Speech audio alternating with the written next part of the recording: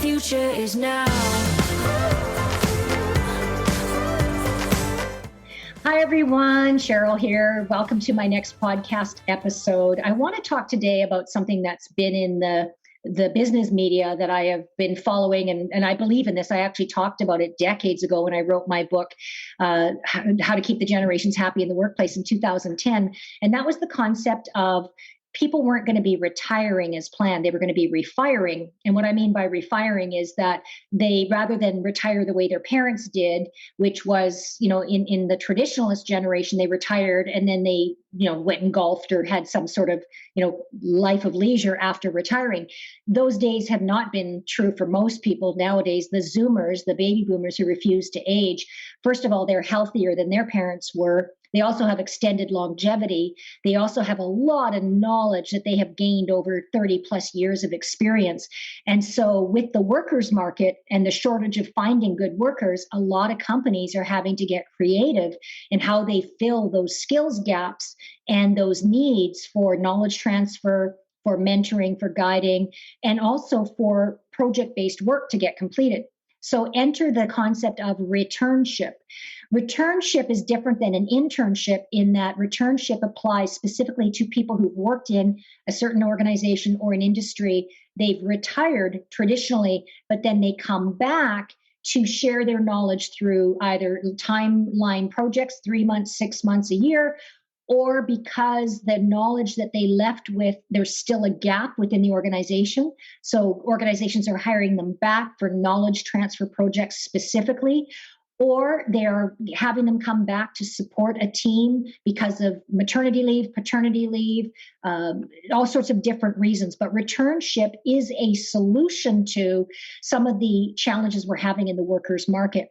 In 2022 alone, there's predicted to be, millions of baby boomers planning to retire. The challenge with that is that definitely impacts the whole reality of business, given the fact that we've just come through a pandemic, we are in a worker shortage, and losing these talented people is going to detrimentally impact the business.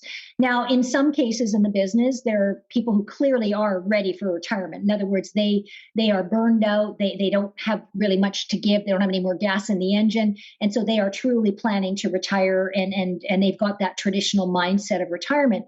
But there's a whole percentage of baby boomers, Zoomers, where they're going, I still want to do something. I might retire, take 6 months to recalibrate, to refresh myself, and then I still want to share what I know. I still want to add value. I still want to feel part of something. I still want to contribute. And that's where the concept of returnship is highly valuable.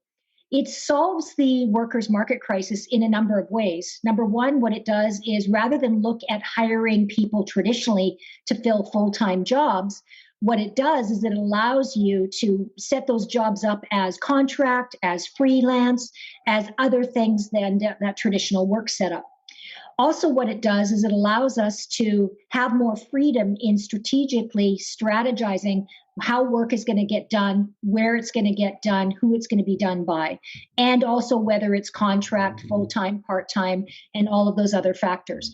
So when we look at returnship as something that is a strategy or a solution to the workers' market crisis, the Great Resignation, it allows us to look at work differently. And I think the biggest opportunity here for all of us listening to this podcast, watching, is and to take this to your leaders and your teams to share this information, is to shift the way we look at work overall, individually, as a leader, as an organization. In other words, we look at work less as something that needs to be done in a certain way, AKA the traditional job description. And rather, we look at work more strategically by asking ourselves, does this work need to be done in a full-time job role? Could this work be done in a project role? And how long would that project look like? Could this job be done in a knowledge transfer virtual? Could it be remote virtual contract? So all these questions begin to allow us to elevate to that strategic thinking around work, knowledge transfer, and skills gaps training. So I personally like returnship because we are in an era where I think collectively as a society, we're looking less at age as a factor, and we're looking more at knowledge, skills, contribution abilities, adding value.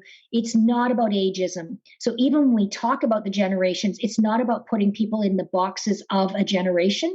It's really about looking at generational values, and then also add to that generation values piece how technology is allowing us to leverage knowledge, to knowledge transfer virtually through MS Teams or Zoom or whatever our platform is that we're using. And it's allowing us, this post-pandemic reality, to be far more creative around looking at work.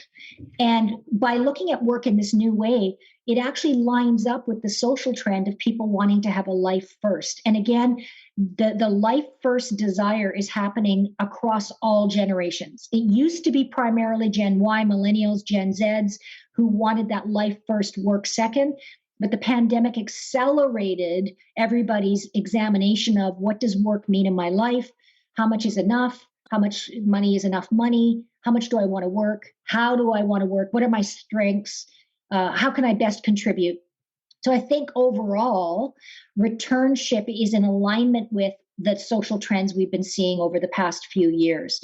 So what does this mean to you personally? Well, if you are in that demographic that has retired, it's an opportunity for you to really think about, if you were to refire, in other words, go back in some capacity, what would that look like for you? And you have the opportunity to create your future by saying, hey, I only want to work 3 months a year, and I would like to work specifically on, the people aspect of the business, or I'd like to work specifically on a knowledge transfer project, or I'd like to work specifically on supporting this department to excel with a specific goal that they're trying to reach against the strategic plan.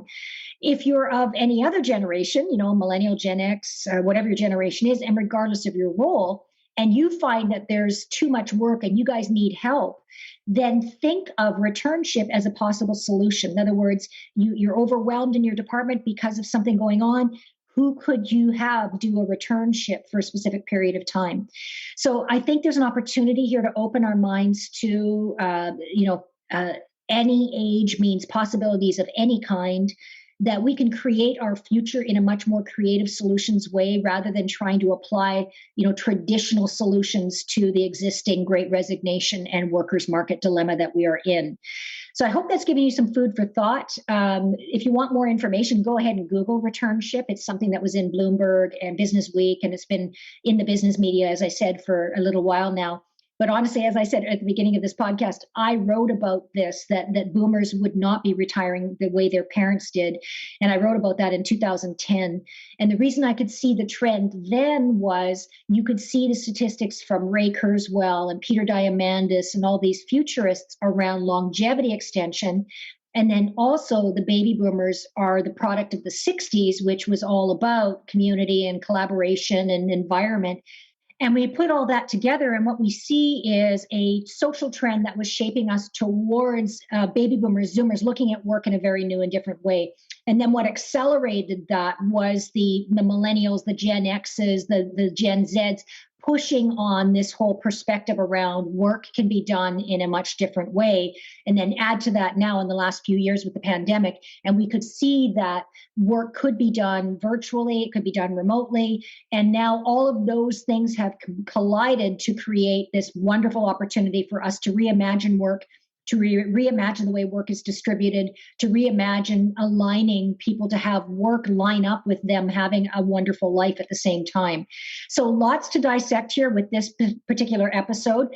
I will be talking in future episodes about other generational influences on the future of work and the future of all things. And I hope you enjoyed this time that I spoke about returnship. And if you have any thoughts or questions or comments, please put them underneath the video or underneath the podcast. You can also email me directly, Cheryl@nextmapping.com.